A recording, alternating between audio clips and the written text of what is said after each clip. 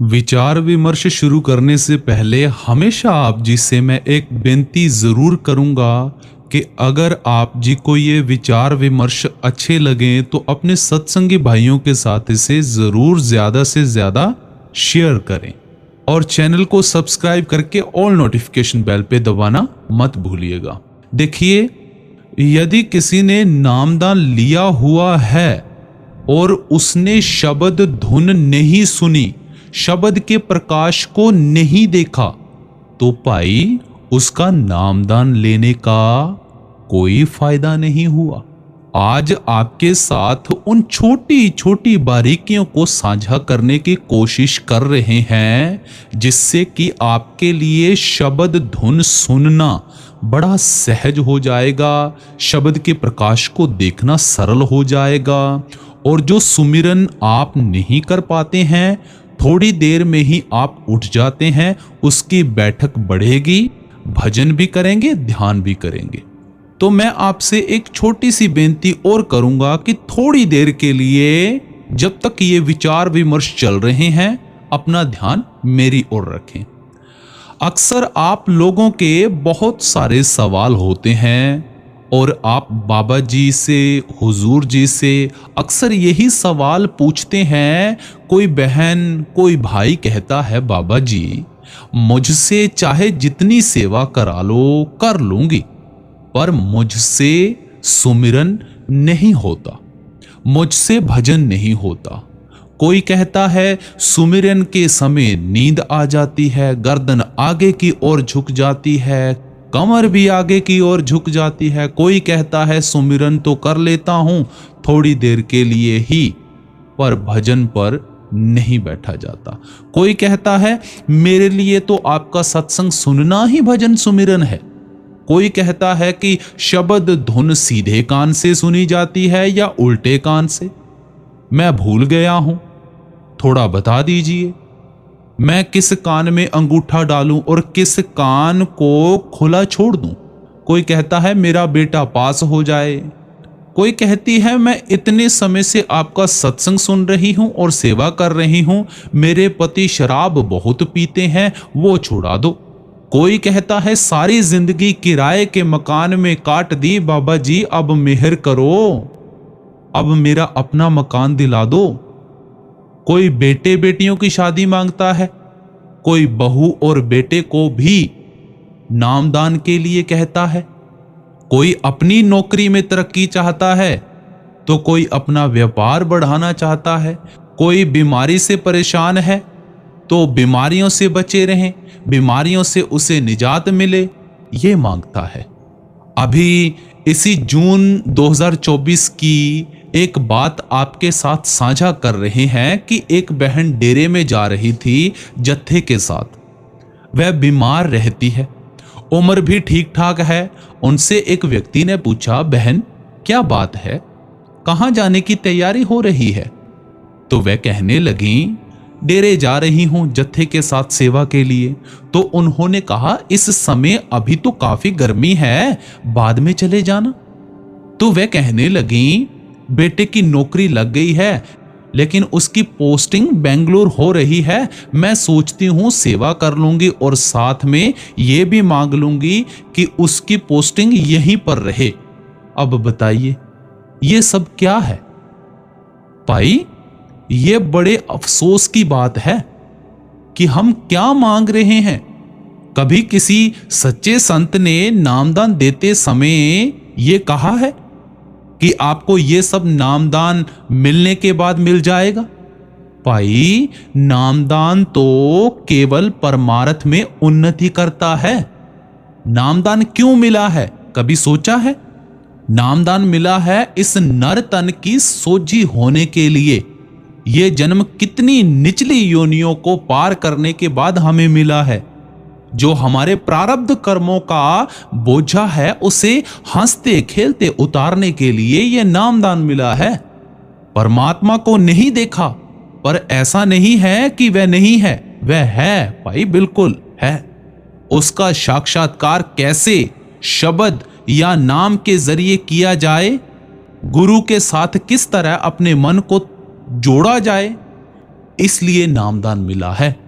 त्रिलोकी की रचना में हम इस कदर मन के जरिए से उसे सच समझे बैठे हैं कि हम परमात्मा को भूले हुए हैं। इसलिए उस परमात्मा को याद करने के लिए, जानने के लिए नामदान मिला है। सत्य जो कि आंखों के ऊपर है, त्रिकुटी से ऊपर है, लेकिन हम सत्य को भूलकर संसार की माया में उलझे हुए हैं। उस माया से निवृत्ति के लिए नामदान मिला है। बाहर के नादों और बाहर की शक्लों और बाहर के पदार्थों तथा इन्हीं के चिंतन से मुक्ति के लिए हमें नामदान मिला है।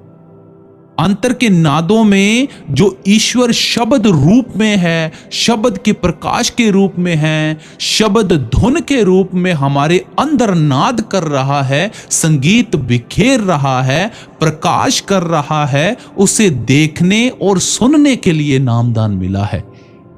माता पिता, पत्नी, पुत्र, भाई बहन, रिश्तों की हकीकत को जानने के लिए नामदान मिला है कि सच क्या है, झूठ क्या है, उसे समझो।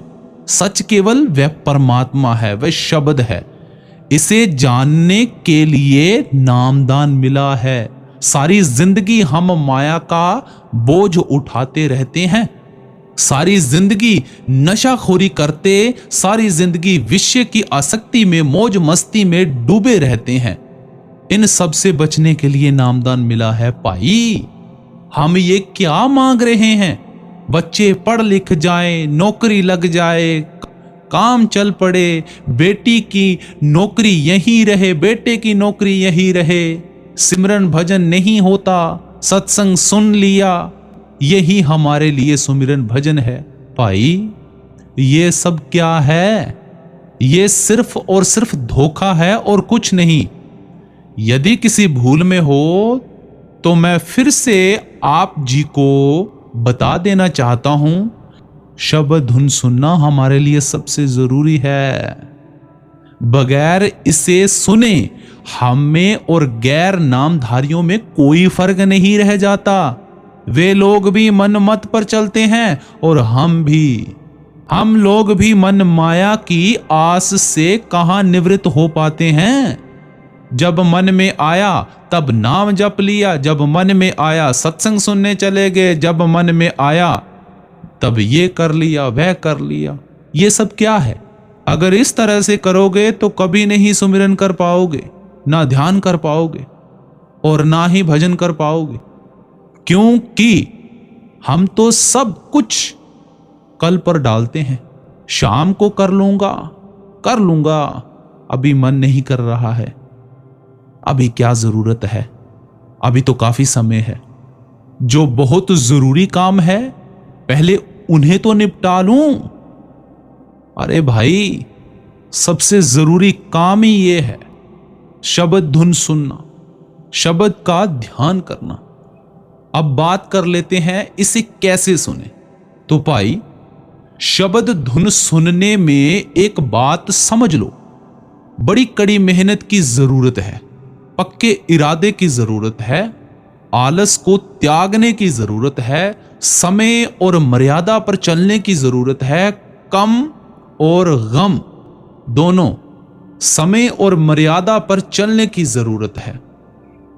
वैसे तो जब नामदान मिला था तभी से तैयारी शुरू कर देनी चाहिए थी, लेकिन अब भी यदि वाकई में गुरु से प्रीति है, गुरु से प्रेम है और इस दुनिया में जो दिन शेष बचे हैं इनमें कुछ करना चाहते हो, गुरु से प्रेम है और इस दुनिया में जो दिन शेष बचे हैं इनमें कुछ करना चाहते हो, तो मेरे विचार को अच्छी तरह से सोच लो, समझ लो और बाबा जी का पाणा मानकर पक्के तौर पर जो हमारी आज सुमिरन की बैठक है, जो हमारी ध्यान की बैठक है, भजन की बैठक है, वो कई गुना तक बढ़ जाएगी। अभी 2 मिनट 10 मिनट भजन करते ही चक्कर आने लगते हैं, 10, 5, 15, 20 मिनट सुमिरन करते ही ध्यान बाहरमुखी हो जाता है। भाई, फिर 2.5-3 घंटे तक बैठे रहो, इससे भी अधिक समय तक बैठे रहो। ध्यान ऊपरी चक्रों में घूमता रहेगा, गुरु के स्वरूप के साथ ही जुड़ा रहेगा। ध्यान में गुरु के स्वरूप के साथ शब्द के प्रकाश को देख सकोगे, शब्द धुन को सुन सकोगे भजन के माध्यम से, लेकिन इरादे पक्के होने चाहिए। सबसे पहले सुमिरन को अहमियत दो, क्योंकि जो लोग नाम का सुमिरन नहीं करते और गुरु की बातों को बढ़ा चढ़ाकर समझाते हैं, लोगों को बताते हैं कि वो बहुत बड़े सत्संगी हैं, नामधारी हैं, वे लोग बेकार में खुद को धोखा दे रहे हैं। जो सुमिरन नहीं करता, ध्यान नहीं करता, भजन नहीं करता, उसके लिए ये सारा ज्ञान थोथा है। सबसे पहले जल्दी उठने की कोशिश करो, सुबह सुबह जल्दी उठो। ये नहीं कि रात्रि के तीसरे पहर ही उठ जाओ। जैसा शरीर की ताकत हो उस हिसाब से उठो, पर सुबह जल्दी उठने की कोशिश करो। इसी के साथ रात में भी जल्दी सोने की कोशिश करो, तभी अगले दिन सही समय पर उठ पाओगे। दूसरी बात ध्यान रखिए कि जहां सोते हो उस स्थान से अलग आसन लगाओ सुमिरन के लिए। ये नहीं कि जहां लेटे हो वहीं पर उठे और सुमिरन करने बैठ गए। यदि किसी को कोई बीमारी है या कोई अन्य वजह है तो अलग बात है, वरना सुमिरन की बैठक जहां सोते हो उससे अलग एक आसन बनाओ और उस पर बैठकर शुरुआत करो। हम लोग सुमिरन पर बैठते ही नाम जपना शुरू कर देते हैं। ऐसा करने की जरूरत नहीं है। सबसे पहले बैठो और फिर गहरी लंबी लंबी सांस लो और नासिका से सांस को बाहर छोड़ते हुए गुरु का ध्यान करो, गुरु के स्वरूप को याद करो। पहले उनके चेहरे को बड़े प्रेम से याद करो, भाव के साथ, प्रेम के साथ देखो। एक साथ उनका स्वरूप नहीं आएगा। यदि रात में याद करते करते लेटे हो तो एक साथ आ जाएगा, वरना नहीं। आंख बंद करके गुरु के स्वरूप का ध्यान करो। थोड़ी देर में आएगा और फिर विलुप्त हो जाएगा, फिर आएगा, फिर चला जाएगा। ये 1 2 बार 3 बार होगा, फिर धीरे धीरे वह स्पष्ट होता चला जाएगा।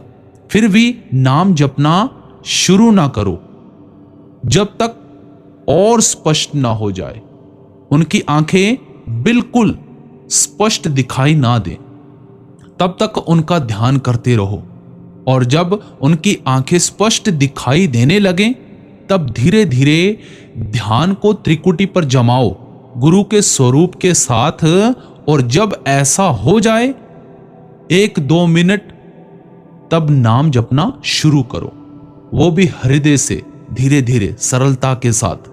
किसी को नाम 3 अक्षरों का मिला है, किसी को 5 का, किसी को 7 का, तो इन नामों को जपते समय एक नाम दूसरे पर चढ़ जाए, इतनी जल्दी भी नहीं करनी है। एक नाम दूसरे से विराम रहे, दूर दूर रहे, ऐसा भी नहीं करना है। सरलता के साथ एक साथ नाम जपना है। जैसे जैसे नाम जपोगे उसी समय ध्यान नीचे की ओर सरकेगा, क्योंकि यही हमारी मन की आदत है। तो इसे गुरु के स्वरूप के साथ जोड़ के रखना जरूरी है।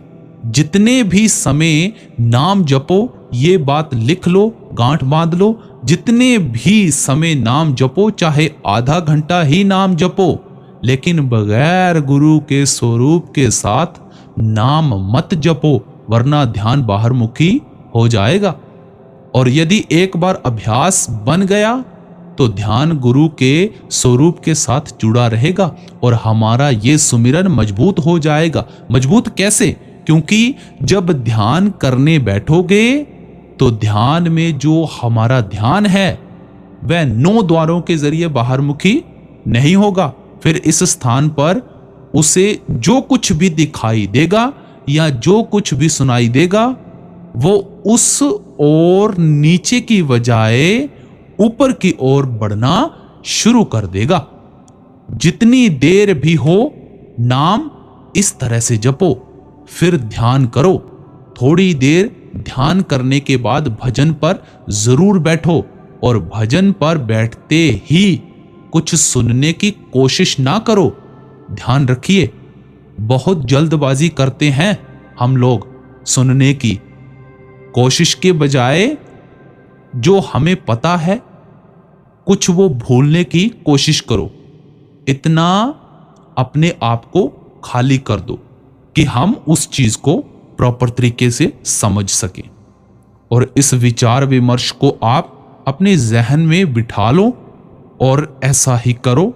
फिर देखना कितनी सरलता के साथ आपका भजन सिमरन आसानी से होने लगेगा।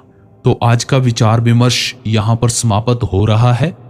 मैं विनती करूंगा कि इस विचार विमर्श को अपने सत्संगी भाइयों के साथ जरूर शेयर कीजिएगा और ऐसे ही विचार विमर्श सत्संग सुनने के लिए चैनल को जरूर सब्सक्राइब करके ऑल नोटिफिकेशन बेल जरूर दबाइएगा। राधा स्वामी जी।